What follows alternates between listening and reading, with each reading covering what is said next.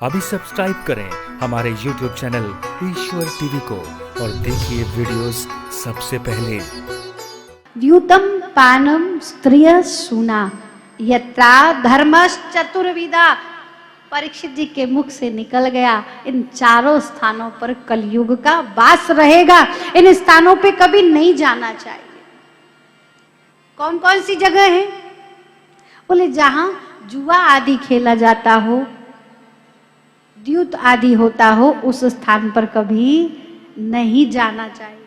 और जहां मदिरा पान किया जाता हो उस स्थान पर न जाए, जहां स्त्री गमन प्रसंग किया जाता हो उस स्थान पर न जाए। और बोले जो बद स्थान जहां बलि आदि चढ़ाते निरपराध पशुओं की, उस स्थान पर कभी न जाए। परीक्षित जी ने जैसे ही इसको स्थान दिए, कलयुग कहता है महाराज कोई एक पवित्र, कोई और एक अच्छा सा, ये सब तो खराब जगह है, कुछ तो कृपा कर दीजिए। कुछ सूझा नहीं। परीक्षित जी ने विचार किया, बड़ा गहन विचार है और वास्तव में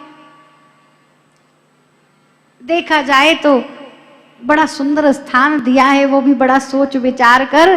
बोले जा, एक और स्थान तुझे देता हूं, सुंदर स्थान चाहिए, आज से तेरा वास स्वर्ण में हो जाएगा। धन में वास दे दिया। तो अधिक धन में भी आसक्ति नहीं होनी चाहिए, धन से भी दूर रहना चाहिए। सबसे बड़ा धन, बोले धन के ही पीछे तो सारे झगड़े फसाद, भाई भाई का नहीं रहता, पिता पुत्र का नहीं रहता। भाई ये धन ऐसा है, और सबसे बड़ा धन स्वर्ण है, सोना। तो सोना में वास रहेगा, इसीलिए कभी भी सोना को ग्रहण नहीं करना चाहिए। अब ये बात भला माताओं से कैसे कही जाए, क्योंकि वो तो सोने के बिना रह ही नहीं सकते। क्यों जी? हैं?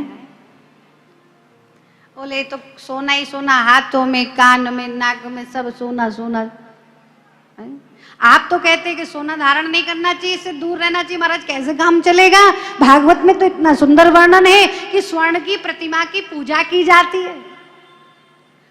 जब कन्यादान किया जाता है, कन्या के साथ में स्वर्ण वस्त्र आभूषण आदि भी प्रदान किए जाते हैं, ऐसा महात्मा है। बड़े बड़े दिव्य कार्यों में स्वर्ण दान की महिमा कही है। स्वर्ण दान किए बिना भागवत पूर्ण नहीं होती, ऐसा ऐसा विधान बता रहे हैं। और एक और आप कह रहे हैं कि अजय अरे इस सोने में कलयुग है, दूर रहो इससे। तो ये क्या भाव है? भगवान बड़ा सुंदर, संत कहते देखो भाई बात तो सही है, अब कौन सा सोना धारण करने योग्य है और कौन सा सोना त्यागने योग्य है, यह समझ लीजिए। बोले महाराज क्या किया जाए कि जब हम अपने जीवन में धर्म के साथ, नीति के साथ, बिना किसी का अहित किए हुए अपने कर्तव्य पर चलते धन उपार्जन करते, उस धन से बनाया हुआ जो स्वर्ण है वह शुद्ध है। और किसी से हक मारकर, दूसरे को छीन करके, अधर्म के साथ, अनीति के साथ है? अनीति अधर्म के साथ कैसे? बोले उदाहरण देते हैं, बोले भैया वो तोल चलती है ना, तराजू की तोल, बोले ऊपर नीचे कर देते, बोले यही है। कभी किसी का हक नहीं मारना चाहिए।